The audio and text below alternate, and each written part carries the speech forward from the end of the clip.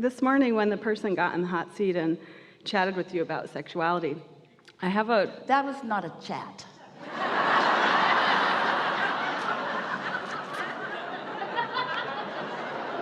What word would you like to call it? That was a full-blown assault.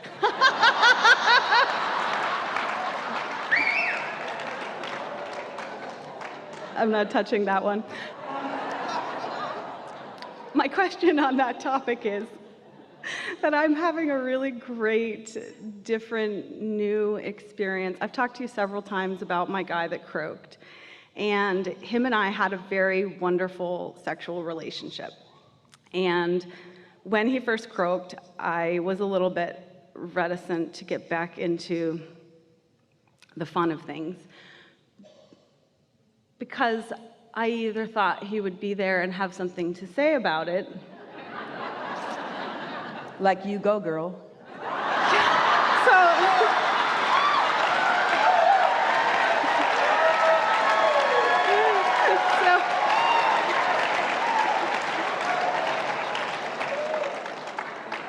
So yes, in essence, that's what he showed up and said. So that's part of my question is, so sexual desires and sexual fantasies and ideas and things that humans have a lot of fun with, there is all of this emphasis and energy that I'm experiencing from the broader perspective. And there are times when I'm like, okay, is that what I want or is that what you want? Because I don't know that sounds like what I want. How much interplay is there, is my question. Because what I'm experiencing is for sure I'm having physical interaction with the body. Let's make it any topic. Yeah. Just for sake of clarity. So it doesn't matter what the topic is. Mm-hmm. The emphasis from non-physical always adds momentum to it, no matter what the subject is.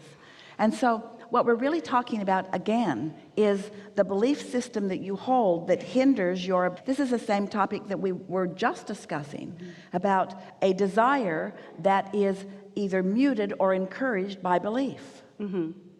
But my desires are always stronger than my beliefs, so that's going to be a non-issue for me.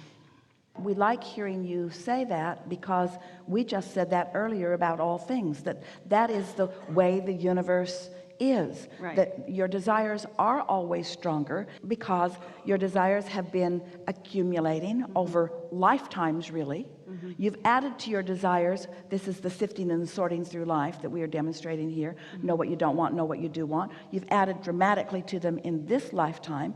Law of attraction has been unfettered or unchallenged as it is calling together the cooperative components. Mm-hmm. Your inner being, source energy, being one of those cooperative components. So the desire factor is always enormous in comparison to the belief factor. Right. But the belief factor is not to be unnoticed because you've been building momentum about that for a long period of time.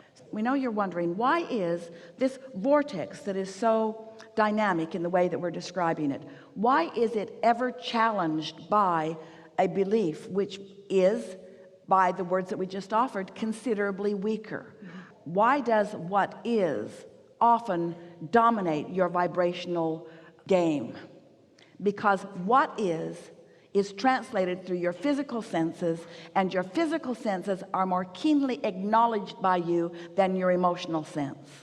What you see and hear and smell and taste and touch, you just put more credence on it because you see more and hear more and smell more and taste more and touch more than you are aware of your emotions. You have not been fostering and listening to. In other words, you say to people, I see you, or I hear you, or I smell you, or I taste you, or I touch you, but you don't very often say, I'm sensing you. We're talking about you as a global community. I'm feeling you. You say, I feel your pain. I'm feeling you. We want you to establish this emotional center. Let it be a more dominant part of your awareness of life. Let your emotions be your dominant, the most keen translator that you have. Check your gut. Let your gut instinct be what matters more than what you see. Let what you feel matter most just for a little while, and watch what happens. What you feel matters most. What you see is old news anyway. What you're seeing and hearing and smelling and tasting and touching, that already happened. You know that when you see a lightning strike and hear thunder. The thunder is old news. Much older than what you saw with the lightning, isn't it? Happened in the same place. But you saw the lightning and then you heard the thunder. And so your physical senses are way, way, way, way, way lagging behind what you feel. You can feel it coming. You feel anticipation. You don't see anticipation. You don't see anticipation or smell it. I smell anticipation. Fee, fi, fo, fum. And so as you increase your physical senses and you let that be what you're paying attention to, then you get out ahead of it. And then you get the impulse. And then you get to be the one who witnesses all of these multitasking combinations coming together. But the communication is always there. It's right there. So in the moment, I know you're calling it all subjects. So if I were at the beach as an all subject or in the bed as a subject, I can just be saying at that moment, if you're inspired. if I'm inspired. But this is the thing, you see, don't try to use your words or your papers that are stuck around your house. Don't try to motivate yourself. Humans, you are trying to motivate yourself so much. Don't try to motivate yourself. Trust that you have set the lead in motion. Now follow the lead that you've established. It's like step one was big and important to you in earlier years. Not so much now. Step one's just happening. You can take your attention off of step one and put your attention upon step three.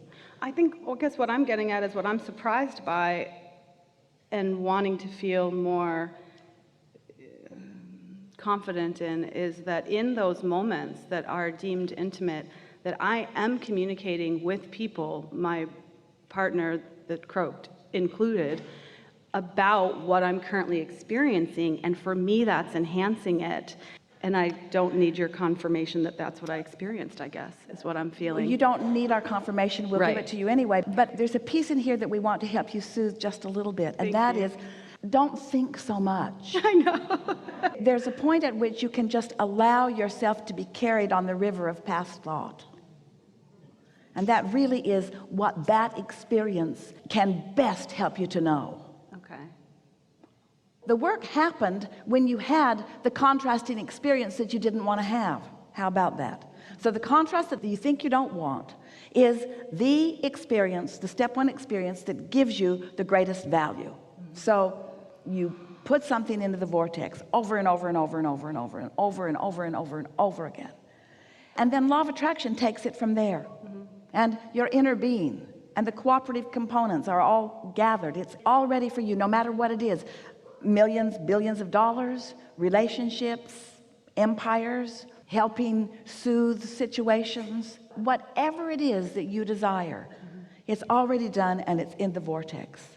It's seen and it's known and it's done. Now, that puts you in a new place. You're no longer needing to try. It already happened.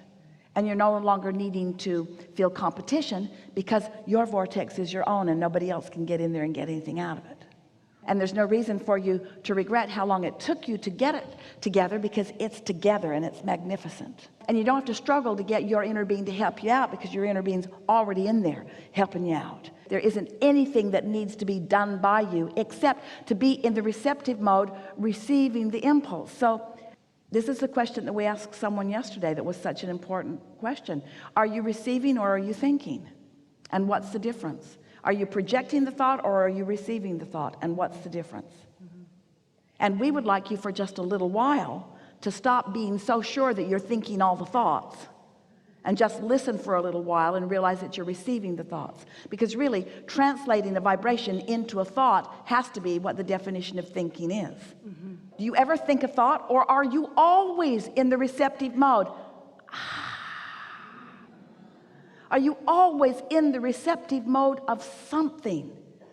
Are you the thinker of thought, or are you the adjuster of a vibration that makes you receive the thought? And there's lots of thoughts for you to receive, aren't there? Thoughts of absolute worthiness and joy and abundance, and thoughts of despair and unworthiness. There's all kinds of thoughts that can be received by you. But the true thinking is happening in the vortex. That's where the true creation is happening, of which you and you and you and you and you and you and you are all a part, you see.